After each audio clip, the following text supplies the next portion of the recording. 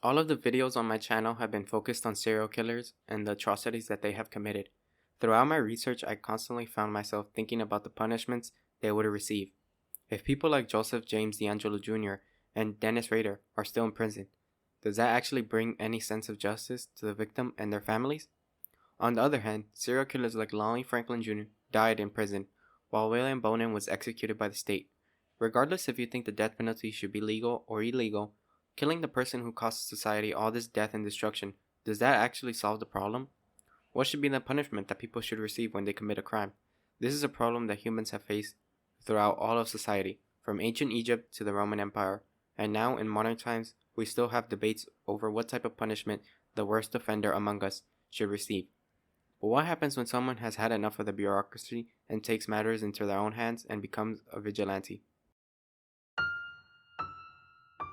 Vigilante justice is very much a taboo topic in the area of criminal justice, because if not done correctly, then that will mean that people will die either way, or the vigilante will become the one hunted by law enforcement. An example of this is child predator hunters such as Chris Hansen. Chris Hansen is a good example because he was a vigilante but worked with law enforcement so that the predator could go to jail. There are tons of examples of child predators being caught, but because they don't work with law enforcement, the predators end up walking away freely. In a more extreme example, vigilantes get the justice they think is appropriate, but then they themselves end up behind bars. That is what we'll be talking about today. Not a person, but rather a group of vigilantes that call themselves La Sombra Negra. La Sombra Negra is a vigilante group that operated in El Salvador. This is a non-government group that would execute gang members that belong to the nation's most dangerous and hedonist gangs.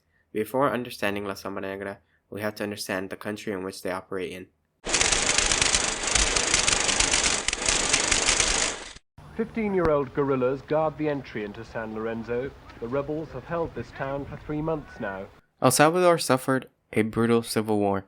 Between the country's brutal civil war that lasted between 1980 and 1922, that left 75,000 people dead and thousands of other people that were reporting missing but were never found. It was a bloody civil war between left-wing revolutionary groups such as the FLMN and the right-wing government. Many Salvadorians were trapped. However, a few lucky ones did manage to escape and flee the violence. Many sought refuge in the United States. A large majority of Salvadorians who managed to flee to the United States ended up in Los Angeles. In the beginning, the Salvadorians did manage to escape, but due to them either feeling homesick or left out of American culture, they decided to form little groups. These started as small little groups that they could hang out in and listen to rock music. Soon they would evolve into gangs. Much like how the Bloods and Crips were formed, MS-13 and 18th Street Gang, the most popular Salvadorian gangs, started from wanting a sense of belonging. However, soon after forming the gangs would turn violent, and the United States government would start deporting all gang members. Most of these gang members were from Guatemala, Honduras, and Nicaragua, but the majority of them were from El Salvador. When all these gang members landed in El Salvador, the Salvadorian government had no idea what to do with them, so they just set them free, which caused chaos on the government and, more importantly, the people. MS-13 and the 18th Street Gang were, at the end of the day, they were and acted like gangs. They would charge people money for opening up businesses on their block. They would tax people just for living in an area they controlled. People who did not pay would receive attacks of physical violence, such as getting beat, stabbed, or even killed. The gangs would bring in income by selling drugs. Gang members would regularly pimp out women and make them prostitutes themselves, along with trafficking both drugs and people over the US-Mexico border. This created a negative feedback loop, because once people realized that they could not open up businesses in gang-controlled areas, they would leave these areas, and thus no money, jobs, or opportunities would happen in these areas.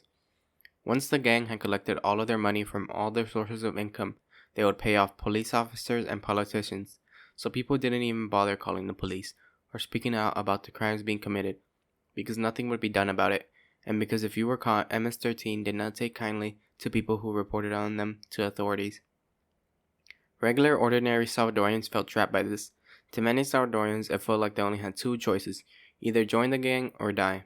However, a group of people thought of a third option: fight the gangs. En El Salvador esta noche los pandilleros están temblando de miedo. La sombra negra está al acecho, van de casa en casa con lista en mano para asesinarlos. La Sombra Negra is a vigilante group that is not funded by the government of El Salvador, that specifically targets gang members in what many call revenge killings. Many of the members of the Sombra Negra are allegedly former and current police or military members. The reason people say this is because they have many military tactics and seem to work in a very coordinated attacks that aren't the average attack that people think about when dealing with gang members. Most likely, they could have been veterans of the Salvadoran Civil War. La Sombra Negra were very dangerous because they combined gang tactics and military tactics. They would wear all black and attack in the middle of the night. They would then torture the gang members by removing their tongues, teeth, or arms, and legs. Then, La Sombra Negra would perform their signature move by shooting the victim once in the head in close range. The victims were always found with their hands tied behind their back. Sometimes messages were written on the victims' bodies or on nearby buildings. One of the messages written on the victims' bodies was, El idiota sufrió una muerte lenta. This idiot suffered a slow death. The Salvadoran government has always maintained that La Sombra Negra is a death squad because their main goal is to kill gang members. They never turned them into authorities or told authorities to go to this location, that is where a gang member is located. In fact, the main reason they would torture the gang members before killing them is because they wanted information on other gang members to kill. So we have to ask ourselves, why? Why do they want to kill gang members? Why is death part of their justice?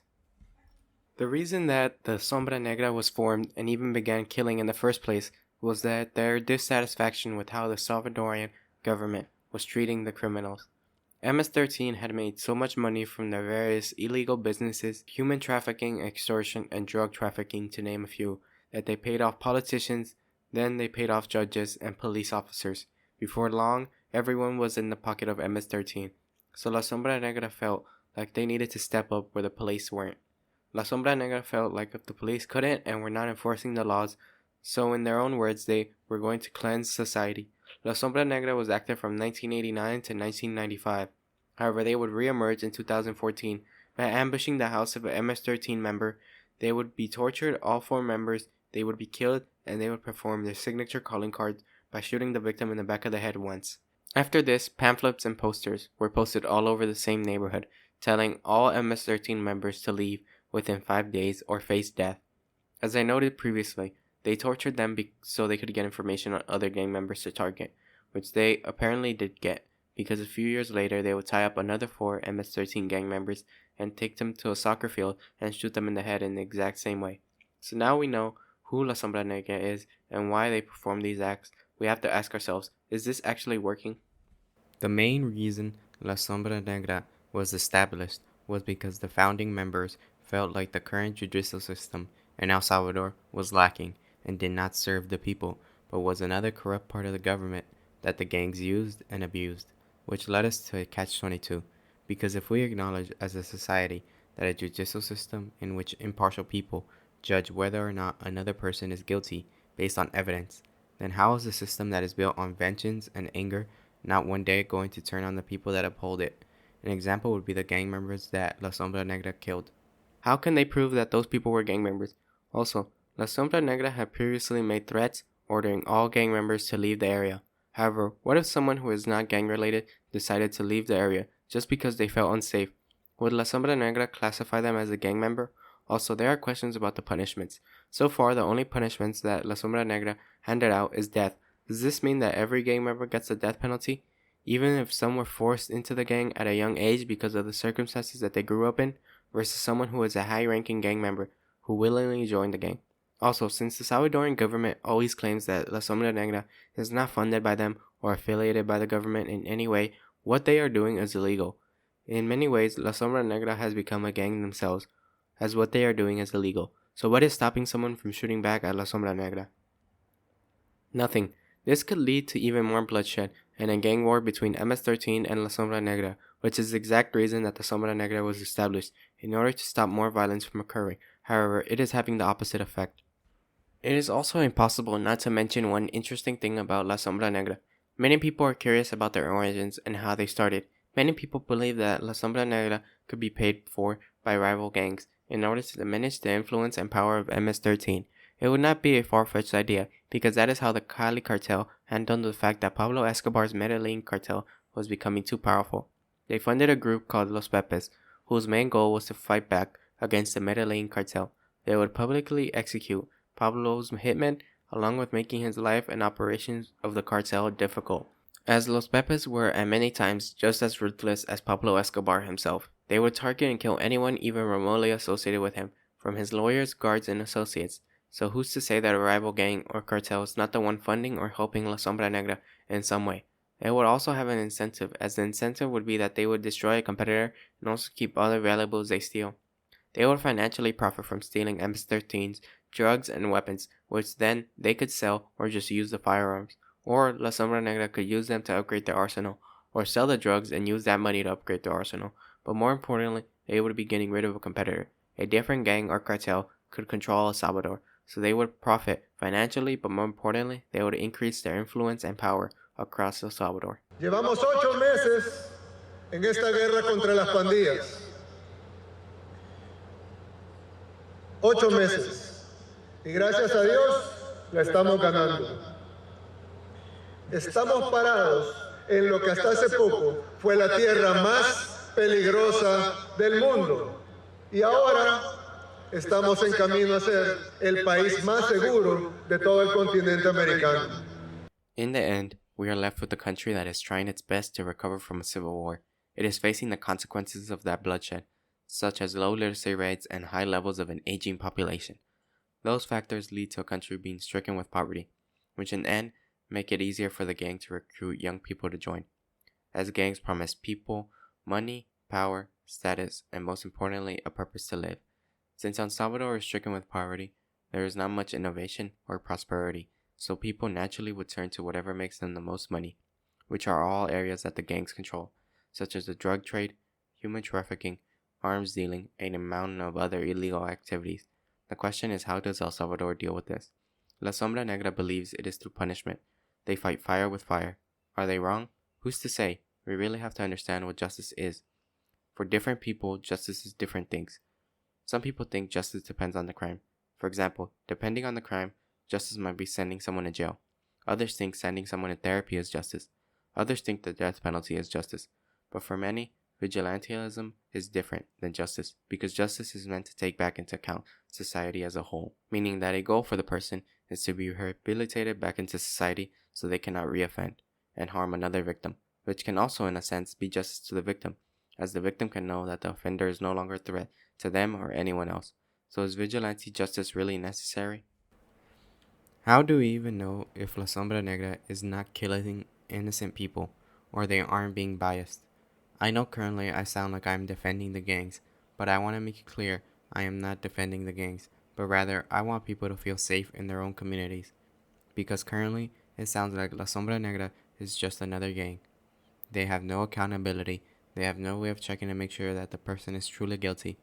They rely on violence and brutality to get their message across, but more importantly, they are justifying violence with more violence. The streets have more violence on top of them now because every gang member is on edge that La Sombra Negra might come after them, which can lead to gang members having their finger on the trigger. Lastly, vigilante justice has horrific beginnings and always leads to a gruesome ending. Take the KKK for example. They, for many years, were seen as a vigilante group that helped mainly white people who had been victims of black offenders. They had no trial, nor did the offender get to present his side of the story, and more often than not, an innocent man would be lynched. An innocent black man would be hanged because he was at the wrong place at the wrong time. How is La Sombra Negra any different than that? All we can hope for is for El Salvador to become a nation where people don't live in fear, from the gangs or La Sombra Negra.